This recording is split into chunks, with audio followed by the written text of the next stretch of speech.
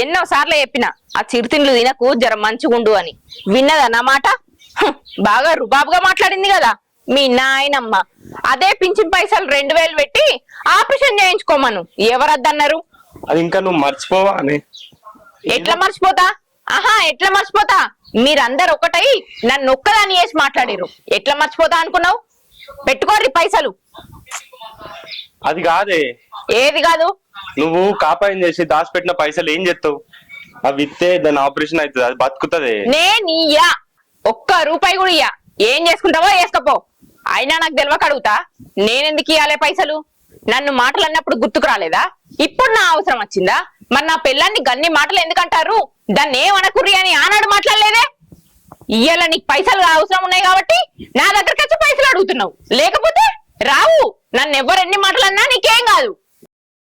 గొడవ నుంచి చూస్తున్నా. ఒక్క రోజన్నా ఎవరన్నా మాట్లాడిరా? ఎవరు మాట్లాడలేదు. ఇప్పుడు నా అవసరం ఉందని ఒకరి తర్వాత ఒకరు మాట్లాడదాం అని చూస్తారా? ఒక్క రూపాయి కూడా ఇయ్య. ఏం చేసుకుంటారో చేసుకోర్రి. ఇప్పుడు అర్థమైందా ఈ భవాన్ అంటే ఏందో? నా విలువ ఇప్పటికైనా తెలిసొచ్చింది. దానికి సంతోషం. కానీ ఒక్క రూపాయి కూడా నేను ఇయ్య. ఆ ముసల్దానికి పొగరు మాటలు బాగున్నాయి కదా, చేయించుకోరు. ఎట్లా చేయించుకుంటారో. భవాని, ఇదంతా కాదు. నువ్వు జరిగిన గొడవలన్నీ మనసులో పెట్టుకొని మాట్లాడుతున్నావు. ఇల్లన్న తర్వాత లొల్లిలు అవుతాయి. కొంచెం అర్థం చేసుకో. ఏ చెప్తా అర్థమైతే లేదా? ఏమో బుదిరికిచ్చుకుంటా మాట్లాడుతున్నావు. నువ్వెంత బుదిరికిచ్చినా నా దగ్గర రూపాయి లేదు. అయినా నీ కొంపల అందరికి పెట్టుకుంటా పోతే రేపు మనకు పిల్లనో పిల్లనో ఉడితే ఏం పెట్టి చేస్తావు? కట్టం చేసే తెలివి నీకు లేదు.